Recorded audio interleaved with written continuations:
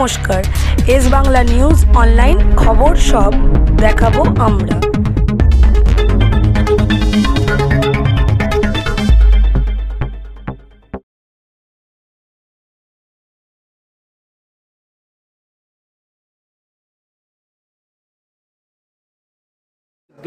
দেখুন, পবিত্র ঈদ উপলক্ষে প্রতি বছরই সংখ্যালঘু মানুষদের হাতে আমরা বস্ত্র উপহার দিই।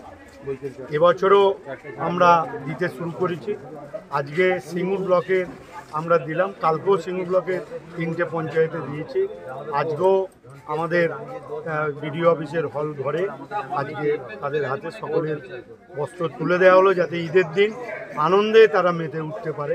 আর এটাই আমাদের কাজ। রাজ্যের মুখ্যমন্ত্রী শিখিয়েছেন আনন্দে, সুখে, দুঃখে মানুষের পাশে থাকে।